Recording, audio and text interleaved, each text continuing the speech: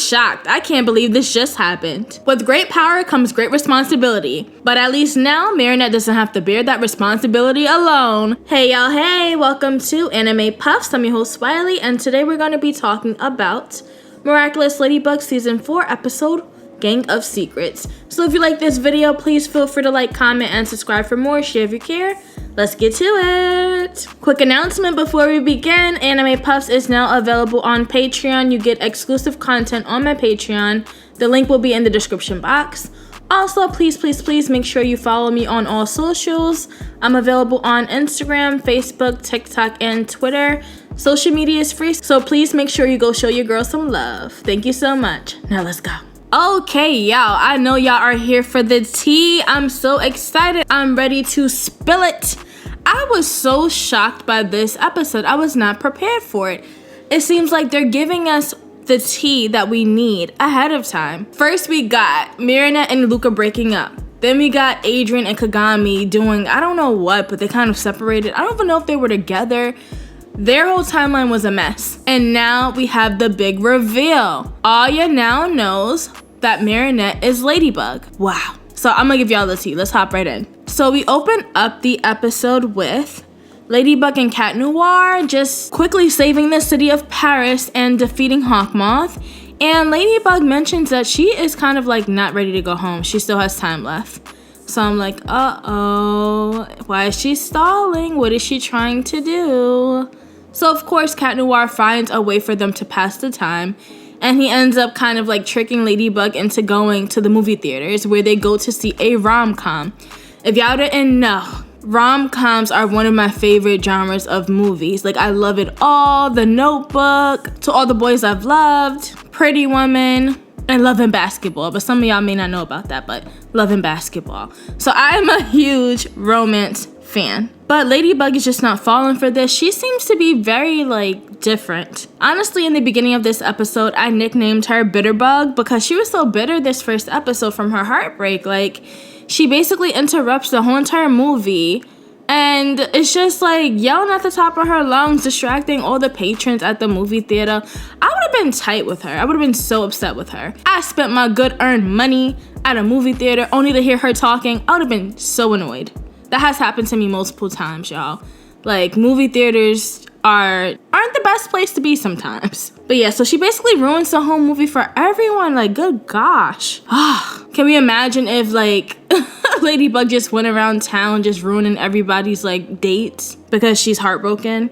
But this seems so realistic to me, so it made sense. Not condoning it, but it makes sense. And Cat Noir can see that Ladybug has a broken heart. Aww. I'm happy that he was just able to see that in her. That means that he really is paying attention to her and he notices her. So that's really sweet. And some of the foundation is there. They're friends. Like, I feel like all good relationships have friendship as a foundation. And I must say, this is on my mind. I have to say it. So obviously, I'm sad for Marinette because Luca basically flat out dumped her.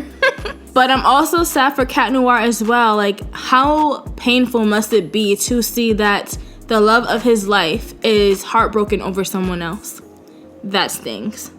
So they're both like, they're both going through it. And I'm also wondering if Cat Noir / Adrien is a bit heartbroken over what happened to Kagami, because this episode, to me at least, it didn't seem like he was really fazed by it. Like, he just broke up with Kagami or ended whatever the heck they had, and then he ended up taking Ladybug to the movies and pretending like nothing ever happened and trying to romanticize her. Ladybug ends up going home, and we see that Ladybug / Marinette has a whole entire wall dedicated to her friends.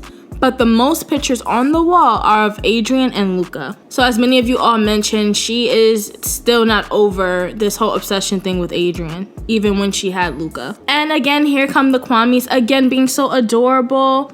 They are trying to check on her to see if she's okay, but she kind of rejects them. And then we cut to Aya and the girls together, and they're basically trying to put like 2 and 2 together to figure out like what's going on with Marinette.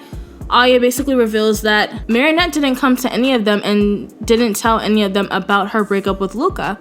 They found out basically through word of mouth when Luca told Julika. So that's pretty crappy. And Aya ends up being the last one on the telephone. Like, y'all remember that game of telephone? Do people still play that? where you like tell your friends a message and it's their responsibility to pass it on to the next person to the next to them.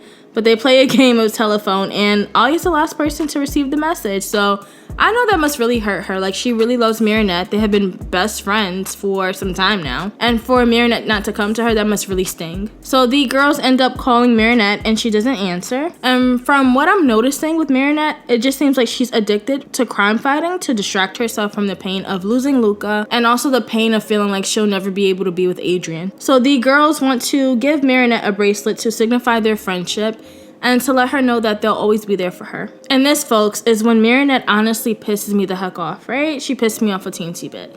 I can understand why she acted the way she acted, but it did annoy me a bit. So Marinette wants to remain dressed up as like Ladybug, and the Kwamis are kind of warning her like, what about Tiki? Tiki needs a break. So Marinette quickly de-transforms, and she and Tiki begin to have a conversation, and Tiki lets it slip out that Kwamis don't fall in love. So Marinette just heard that she may in fact be hurting Tiki by not giving her a break and feeding her. And what does she do? She transforms back into Ladybug a few minutes later. So it's like, I get that she's hurting, but at the same time, like, the Kwamis just warned her that Tiki may be tired, and then she gets worried over it, and then she goes right back to doing the same damn thing. Like, what is with all these contradictions in this episode? Well, what is with all the contradictions in this show? Like, it's really irritating. Like, they literally denounce something, or they'll literally say that something is not right, and then a character will go do it right afterwards. And it's mainly Ladybug and Cat Noir who do this. It's really annoying. So the girls come over and they almost catch her as Ladybug. And this is where we see Marinette kind of freaking out and screaming at them to basically leave. And she's doing so to protect her secret identity because she does not want them to find the Kwamis that she has. And they're like digging all through her stuff. And she admits that she tried to end things with friends so she wouldn't have to lie to them. S'il vous plaît, sortez de ma chambre. C'est rien, Marinette. On va t'aider à la réparer, t'en fais pas. Sûrement pas. Allez-vous-en. Si on est vraiment tes amis, tu peux tout nous dire. Les vrais amis ne se laissent jamais tomber. Peut-être que je ne veux pas de vous comme amis. Sortez, dehors. Je n'avais pas d'autre choix, Tiki. J'étais obligée de le faire. Je sais bien, Marinette. Maintenant, je n'aurai plus besoin de mentir puisque je n'aurai plus d'amis à qui mentir. That hit in the feels, that hit in the heart. So we're kind of starting to see that Marinette does feel guilt for her lying. Which honestly, I can expect that. I can expect that she feels guilt for constantly lying to people that she cares about. Especially when it comes to big things like keeping her secret identity. I just want to see her have guilt for the small lies that she tells. And for the akumatizations. Like, there needs to be more guilt associated with that. I'm sorry. Y'all, I'm just so worried that this show is just gonna grace over all the stuff that she did in season 3. Like, action without any accountability, that is, something about that doesn't feel right. So I, again, will admire, you know, Marinette in the show for improving, but ideally I would hope that the show still acknowledges the stuff that she did in season 3 and not just try to grace over it. Like, that would be really bad writing, but I have a funny feeling that they're gonna do this, so I'm gonna just let it go for now. So Marinette's friends end up getting akumatized, and to cut things short, Marinette is able to separate Aya from them, and Aya was actually Lady Wi-Fi when she got akumatized, and she is able to resist the akuma and basically de-transform. And she is the first person in the show to be able to do this. In this moment, we also see that Ladybug and Aya do have a friendship, a really tight friendship. And this is where Aya becomes Reina Rouge and helps Ladybug save the day. Marinette eventually tells her friends somewhat of the truth. She tells them that she is heartbroken, and once they leave her house, she ends up telling Aya the truth, that she is Ladybug, and Aya just hesitates for a moment and just looks at her, and then just quickly just grabs her in her arms. And I thought that was the sweetest thing ever. Je vais pas mener l'enquête ou te forcer à m'en parler, tu sais. Si tu veux pas me dire ce qu'il y a, c'est ton droit. Marinette, quoi que tu me dises, je suis ton amie. Et moi, je suis Ladybug.